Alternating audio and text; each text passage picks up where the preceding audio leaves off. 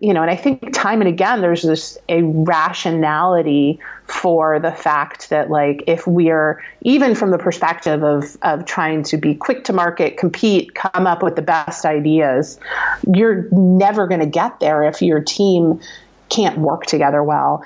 And we are having an epidemic of just interpersonal issues in the workplace that costs billions of dollars a year because people do all sorts of crazy stuff when they don't like or want to support their coworkers. There's all these amazing studies that are just, documenting the sort of sabotage or inefficiencies that happen if my priority in the situation is to make sure you don't get ahead. That has real implications if we need to be working as a team.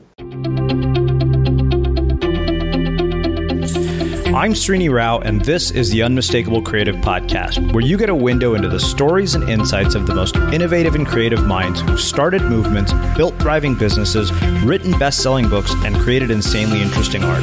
For more, check out our 500-episode archive at unmistakablecreative.com.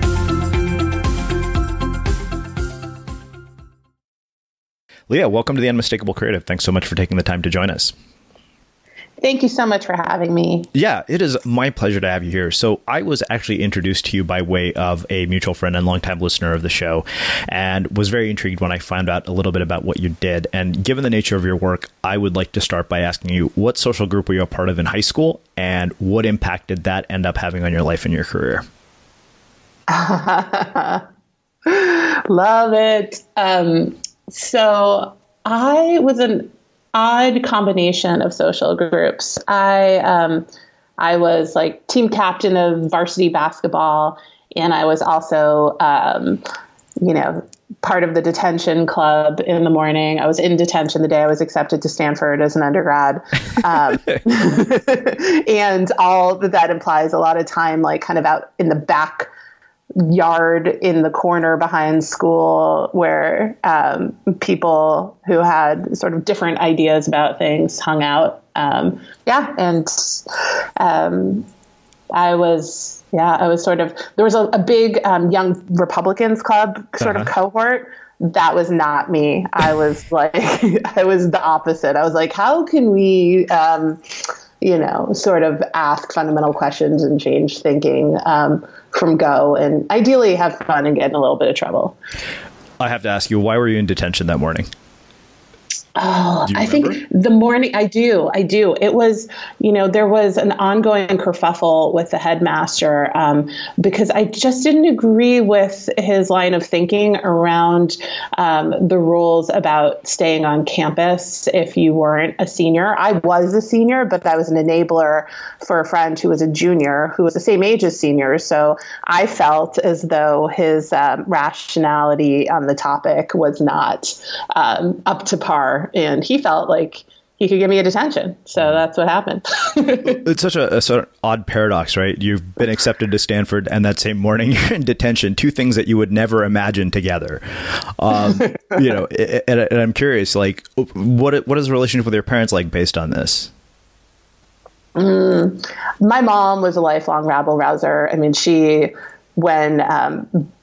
both of my older siblings are significantly older than me, and they lived on an Army base for a while. My dad was a doctor, and they were at Fort Devens during the Vietnam War. And my mom would consistently run into problems for putting up McGovern signs on the base, which you're not allowed to do, or like calling out the trainees who are practicing phone tapping on their phones and be like, "You're not very good at this. I hear you."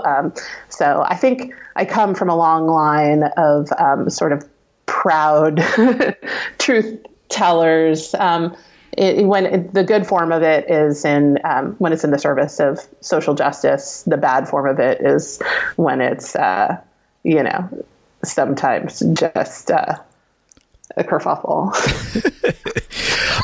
I wish I'd had this kind of audacity in high school. I think I would have enjoyed it a lot more.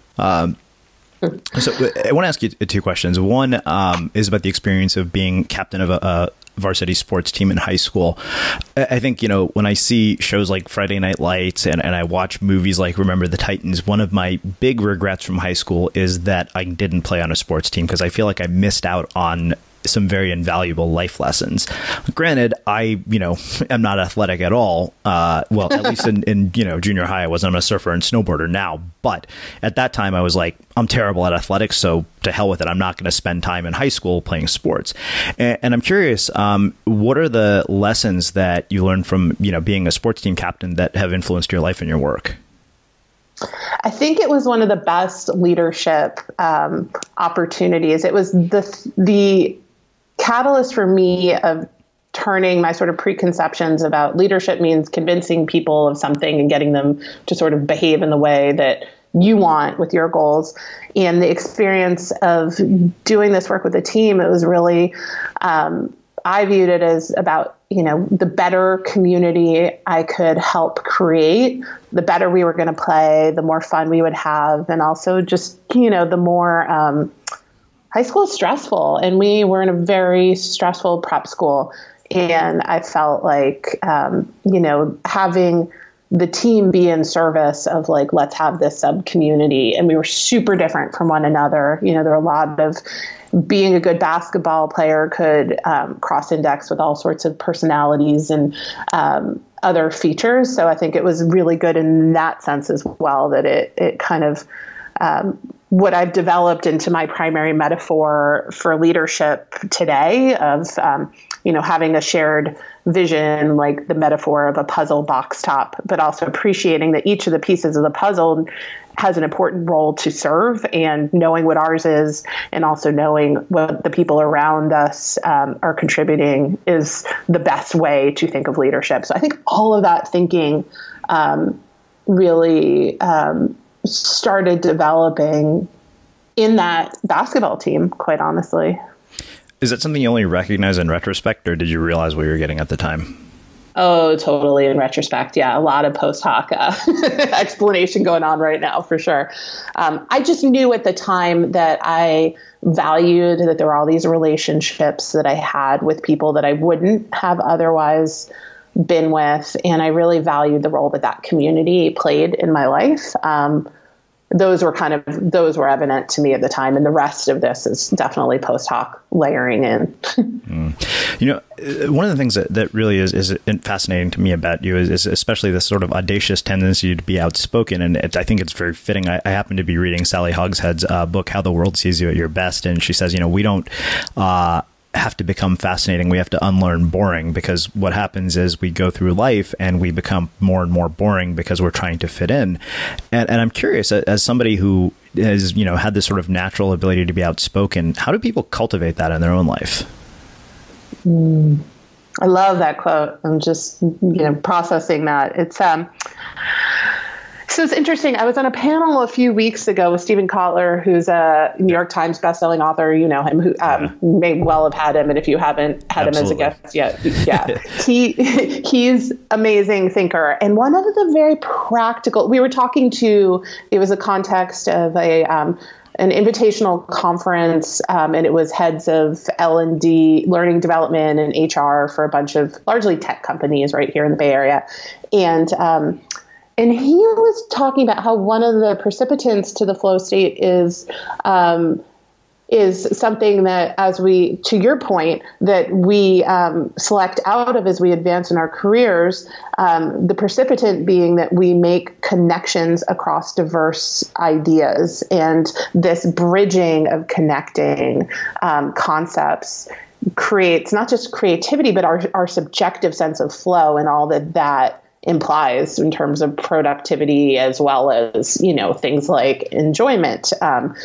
And it's something I've been just percolating on a lot. And because as he was describing that a lot of, the people who continue to have curiosity and innovation as they narrow the focus of their jobs, which often happens as we get more and more senior, we get more and more specialized.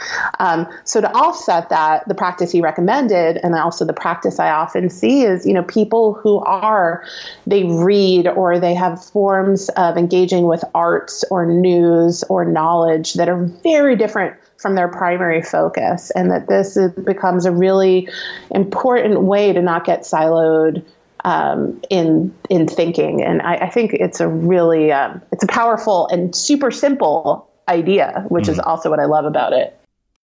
It's interesting because I was thinking about this. We're working on a big article on how to be more creative. And, I was thinking, people often repeat this phrase of, I don't have a creative bone in my body, which is absolutely ridiculous, because I think the only difference between people who are creative and people who think they're not is that the people who are creative have a habit and a practice of expressing that creativity on a regular basis.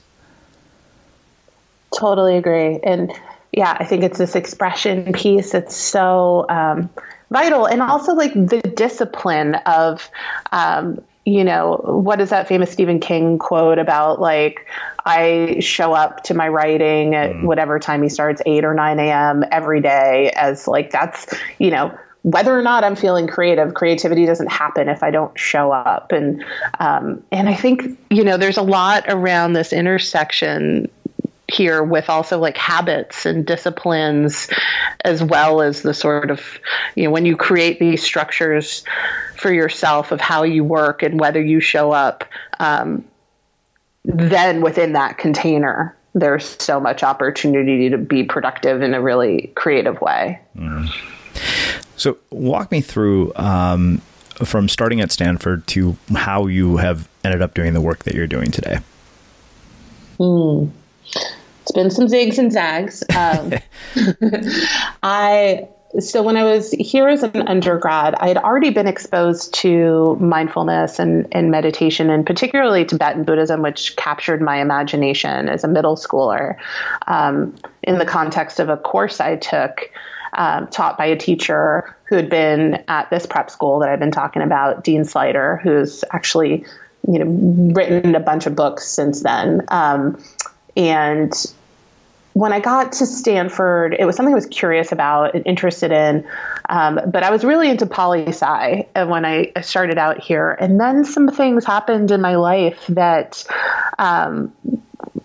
caused me to revisit with much more sort of gusto, but out of necessity, the practices and thinking out of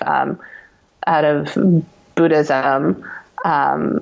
And some of those events, were a back-to-back. A close childhood friend of mine transferred here to Stanford our sophomore year, and he was having a lot of struggles.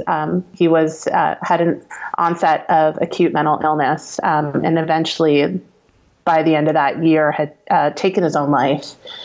And it was just awful. It was totally awful, and I cared so much about him. It was reeling as a person, and just feeling like a lot of things that had seemed meaningful weren't anymore. And so I had this academic advisor, professor who I had been already studying with, who was in the history department, but did a lot of work with Tibetan refugees and in Bhutan. And basically in my relationship with him, he helped me set up an undergraduate research grant and get my act together to go to Dharamsala, the Tibetan refugee community, the exile community, where the Dalai Lama lives, where the exile government is set up. And that really, showing up there in the state that I was in, which was a state, right on the heels of this situation with my friend. My father was also diagnosed with cancer, which eventually took his life, but, he was going through sort of early treatment at that point. So, just these kind of life acute things making me much more aware of the suffering that I was experiencing and looking for tools to deal with it. Also looking for a worldview that made sense. And I found a lot of that in the Tibetan refugee communities, in the work that, people who are younger than me today were doing, caring for orphans and, 50 orphans that would live in their home, or, and trying to mentor them through an education in exile and navigating life without visas or clear trajectories, and seeing how these people did that, how they were, they had so much resilience and meaning in their life, and so much compassion, and that really struck me. And then from there, I started practicing a lot more, Tibetan Buddhist practice, and doing first shorter retreats, a week or so, and then 100-day retreats, and interspersing those with grad school. And, the path goes on from there, where I basically, by the end of a number of years of doing these 3 to 6 month retreats, and then going in and out of clinical psychotherapy training, and then my doctorate in education and Buddhist studies, I intersected with the Dalai Lama's interpreter, Thupten Jinpa, and to basically interview him for my dissertation. And that was when I got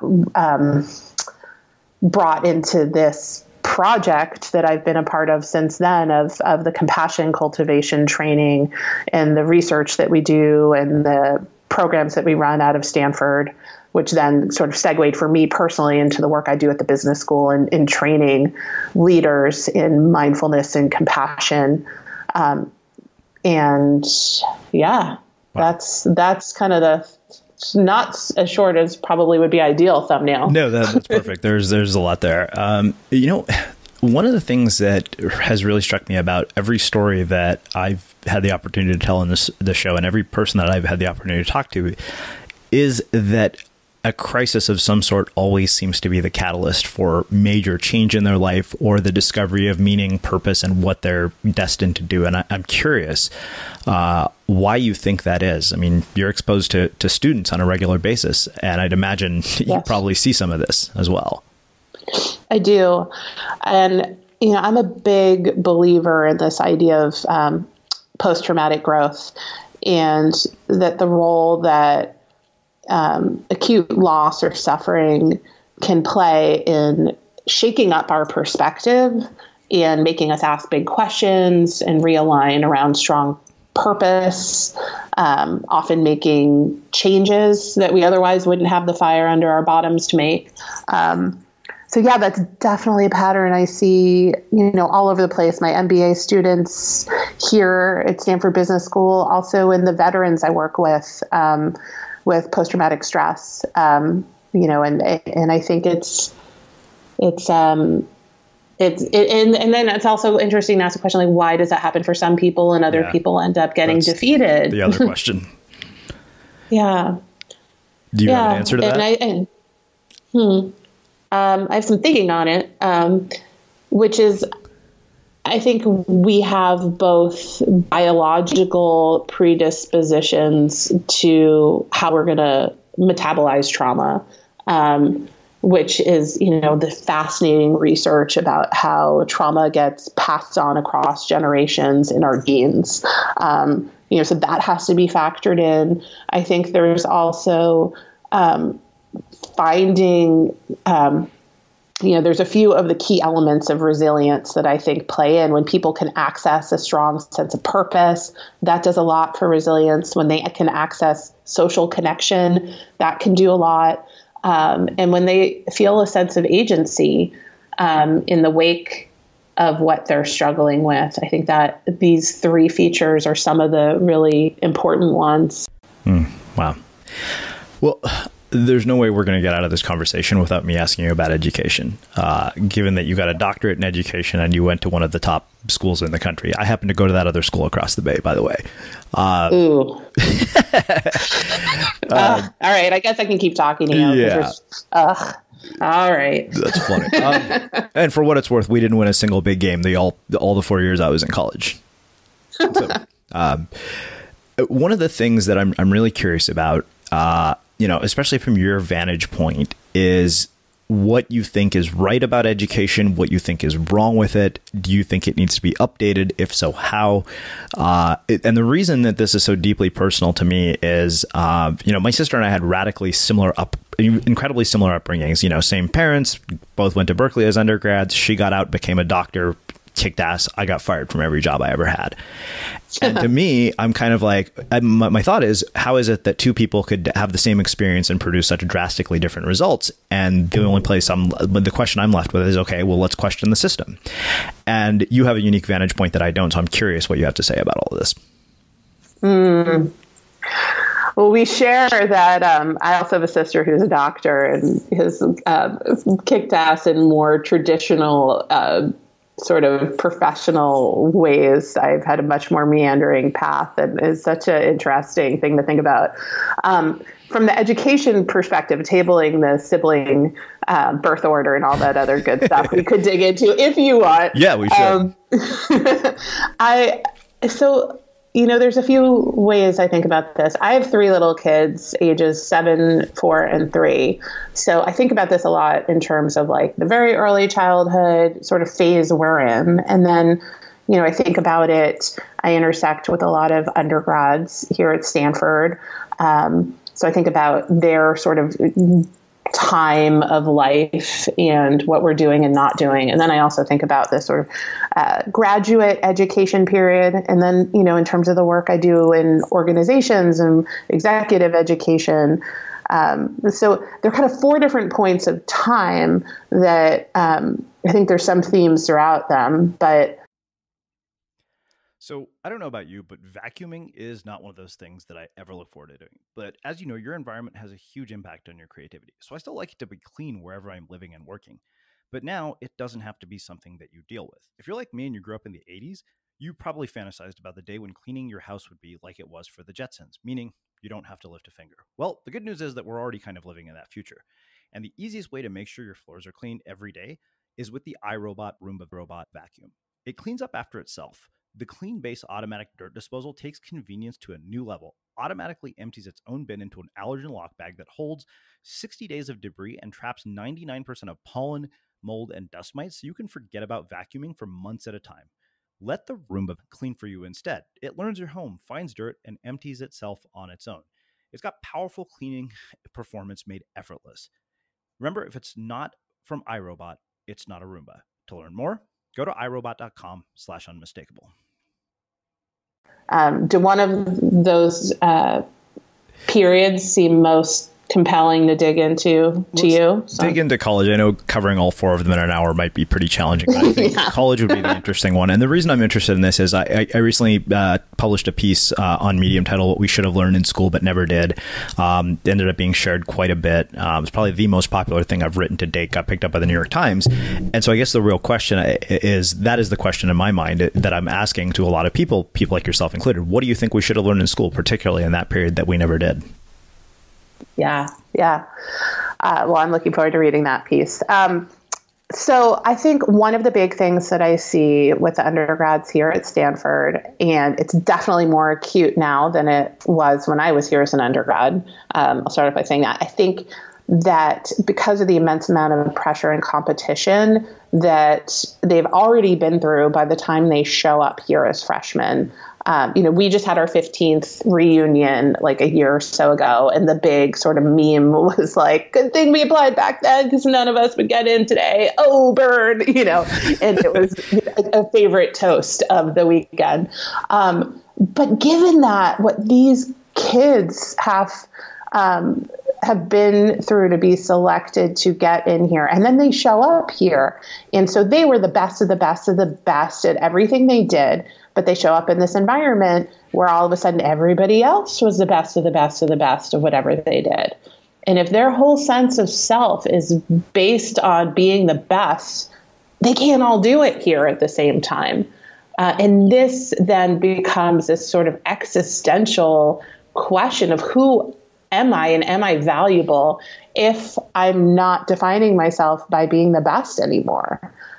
So I think it really shakes them to the core in terms of identity and, for some of these specialties, both of us have sisters who are docs. So like, if you want to be pre-med here and get into med school, you don't only have to get into those classes, you have to be in the top section of them if you're going to get into a med school. So when they start getting back grades and they're no longer not just the best in their class, they're not even in the top half. It's like, what does this mean about my purpose in life? All these questions. So the flip side of this, I think what they are not coming in is with a more fully thought through sense of identity and value as human beings that they can draw on when they are in this competitive environment.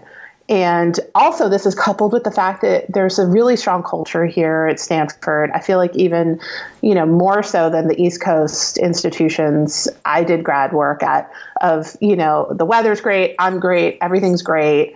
So what happens is a sort of duck syndrome, as we call it here, which is like, everything sort of shadow is below the surface of the water, and what you see above the water is highly pressured, composed versions of self, which then like exacerbate all this. So what happens is people don't know that they're in really good company, that everyone is going through the same thing that they are next to them, because that doesn't come into the discussion. The social pressure is to speak about what's positive and going well. So what I see here is, a whole lot of suffering.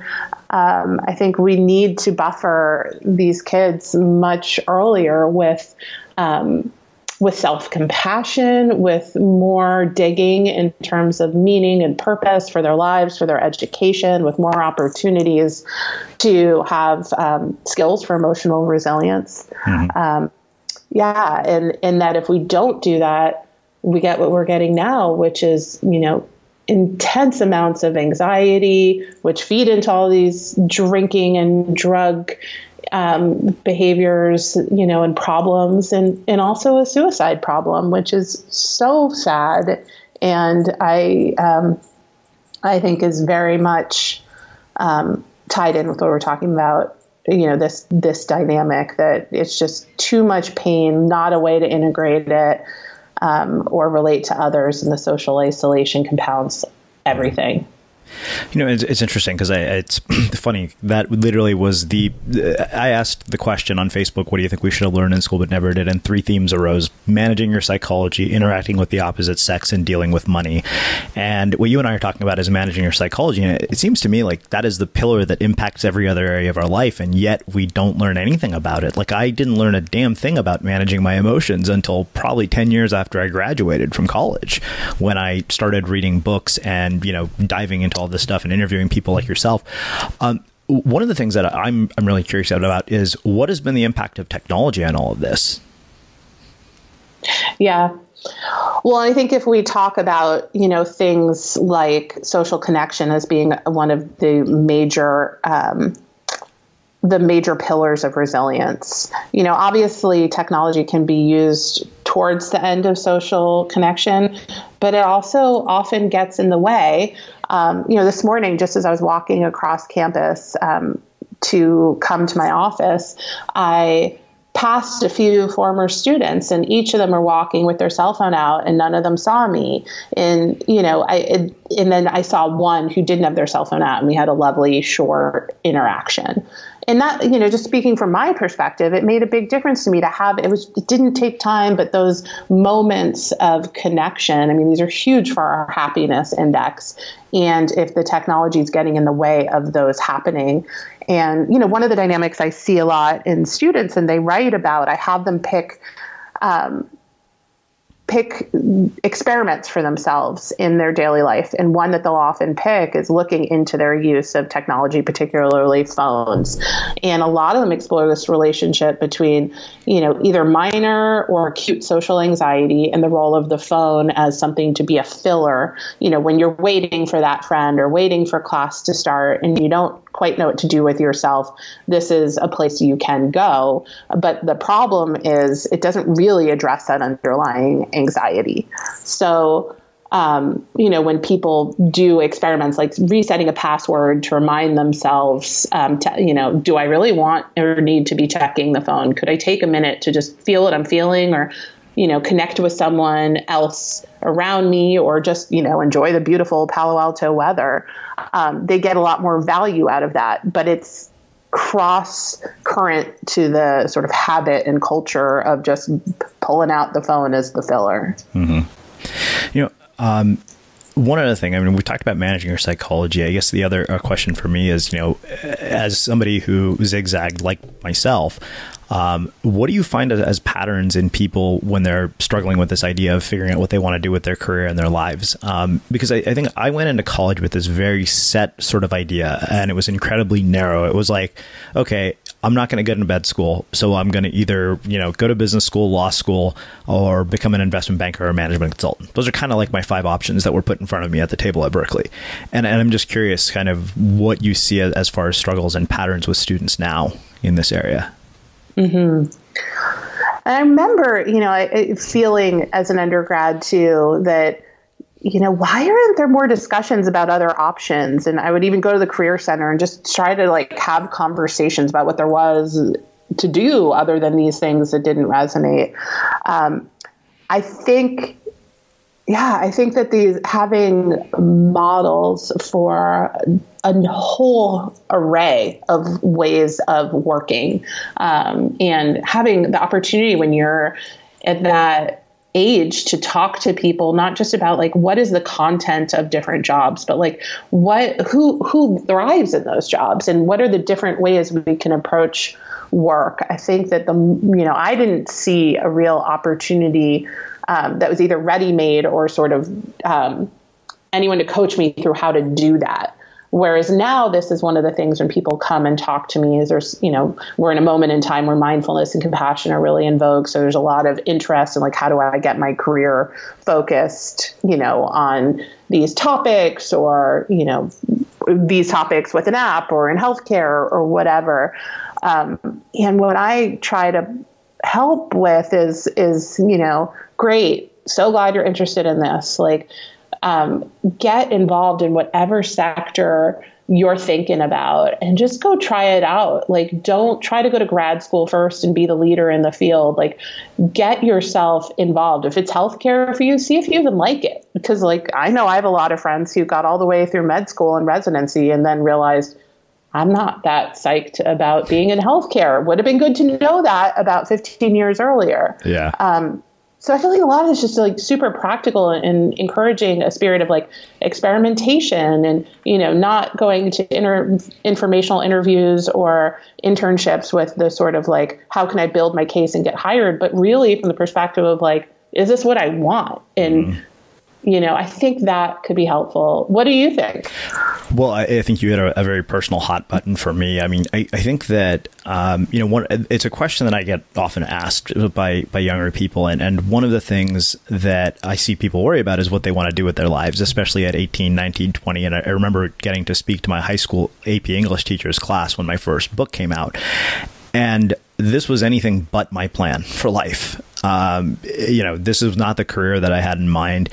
And one of the things that I think we don't do enough of is encouraging exploration and experimentation, because I think that when you're 18, 19, unless you're the rare person who says, I want to be a doctor and I know for sure with 100% certainty, you don't have enough data points to make an accurate assessment on what you'll find fulfilling or rewarding. And, looking back, I would have made drastically different decisions about the jobs that I chose to work at for all my summer internships based on what I know now. Yeah, totally.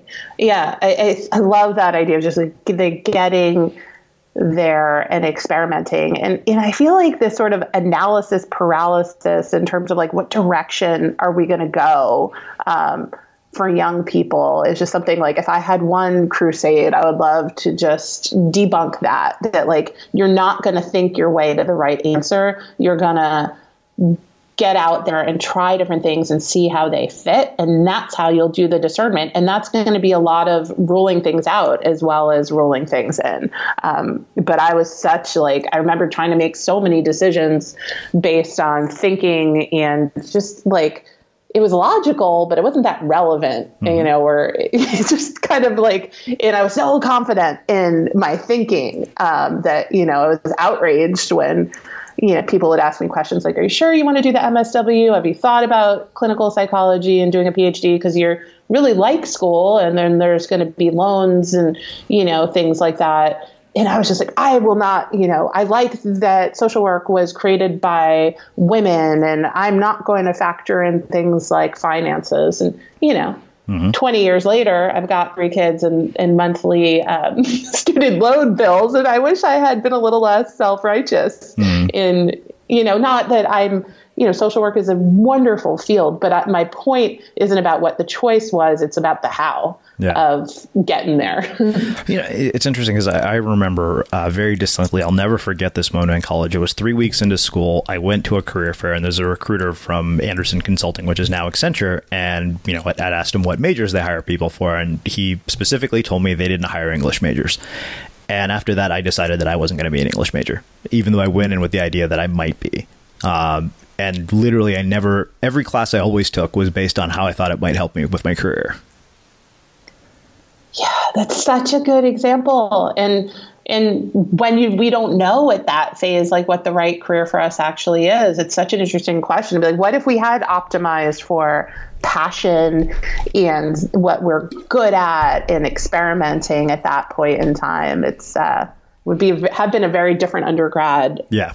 I feel like I missed out on so much because of the way I saw things. Like, I feel like if I went back to college now, I would be like Van Wilder.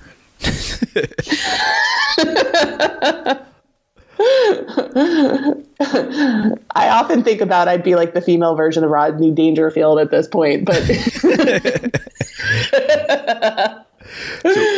I want to come back to something that you talked about earlier in our conversation, which I think will kind of bring us full circle into your work. You mentioned this idea of, leadership and shared vision and identifying sort of the pieces of the puzzle and how they all fit together. And I'm curious if you could expand on that and, talk about how we do that in our lives and in our work. So I'll tell you the story for why I encountered and fell in love with this as a metaphor for thinking about purpose. So a couple of years ago, I had a student who was a mid-career 1-year program in leadership participant here at the business school. And he was an officer in the military and came from a family, a military family. And his dad had just retired as an Army Corps general.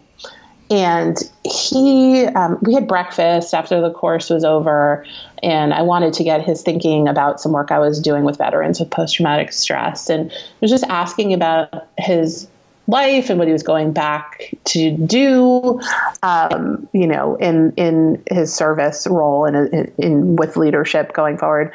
And he shared with me that he had, in growing up, his dad had always had him and his siblings engaged in puzzles, and from the time they were little through, the current day. And the puzzles would get more and more complicated as they got older.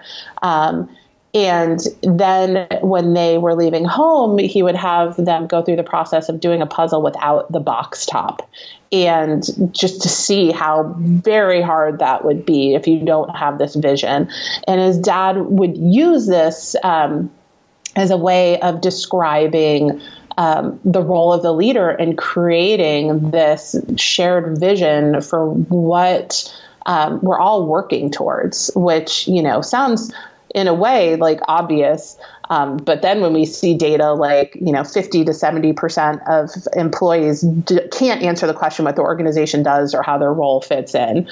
So we can't actually take for granted that people know what their shared purpose is at work and how they fit in.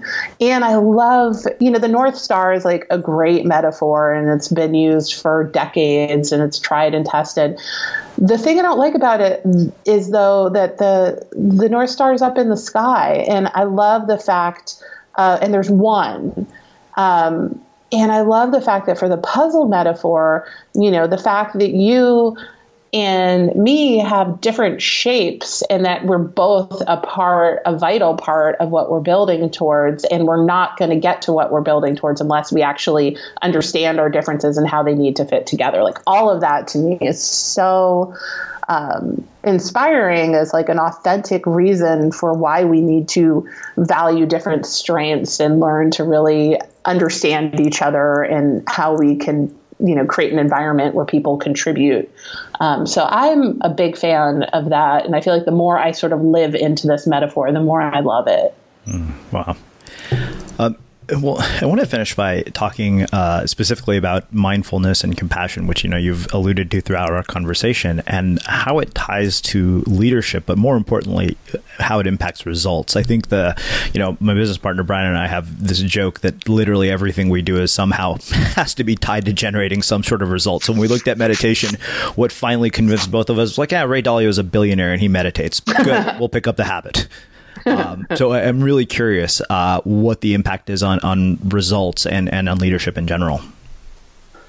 Yeah, I mean, I think this, the sort of the simplest terms is thinking in terms of the mental game that we bring to whatever we're doing is going to have a key role in our success.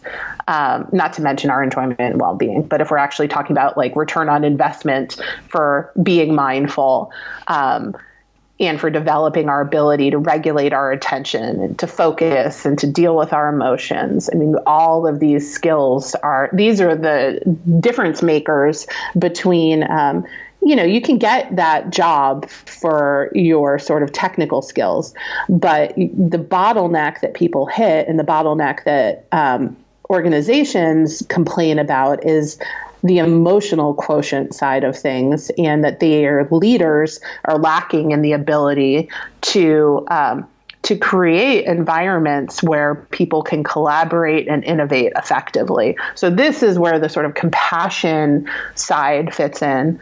And last week we had Jeff Weiner, CEO of LinkedIn, came into my class.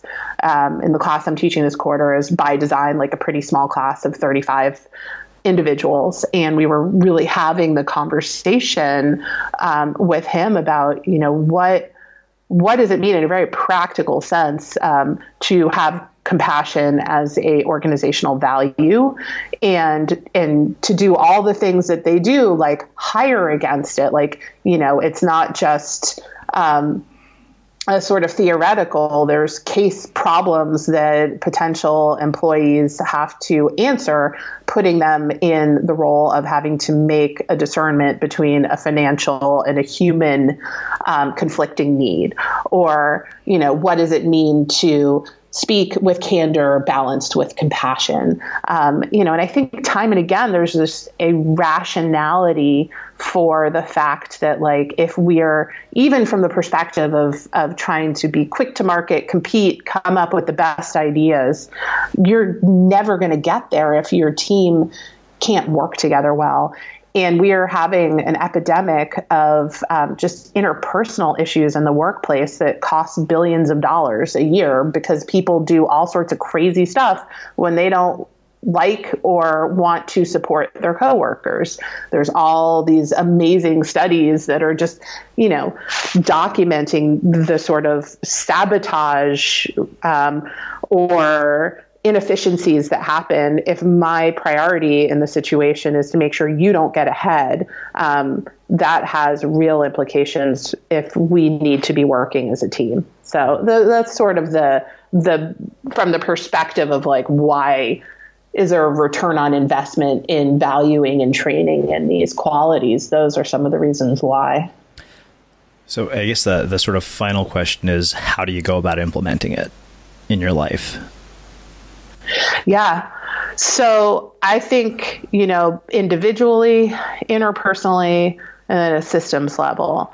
And ideally, these are, being implemented, things like mindfulness and compassion being implemented on all three of those levels.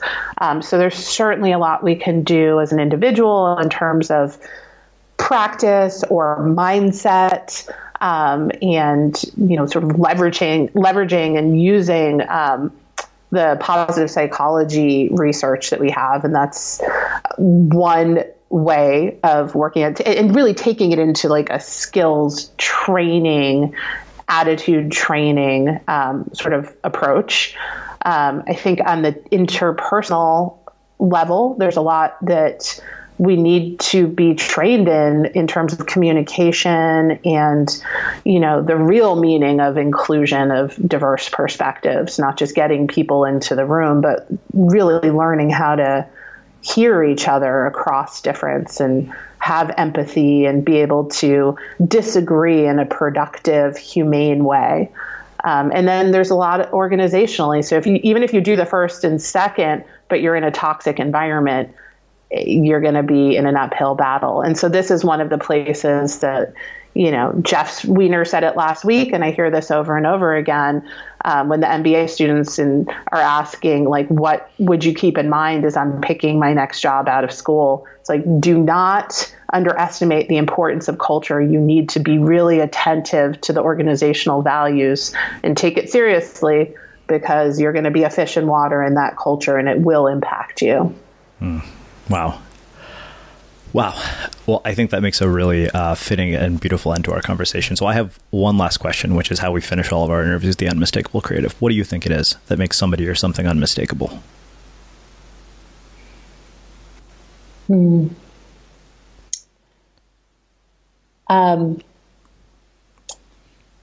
I think intellectual humility is a really important piece of that.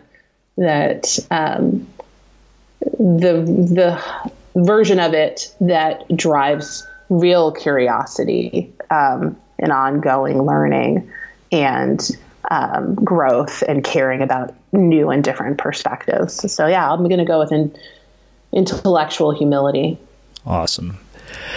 Well, this has been truly amazing. I can't thank you enough for taking the time to join us and share your stories and your insights with our listeners. Where can people learn more about you and your work? So the best place is on my website, and you can dig in. There's a lot of resources there. And then my book is launching in a few weeks, so you could pre-order that or check that out, which will give you a snapshot of the training that I teach here at Stanford and in organizations. Awesome. And for everybody listening, we will wrap the show with that.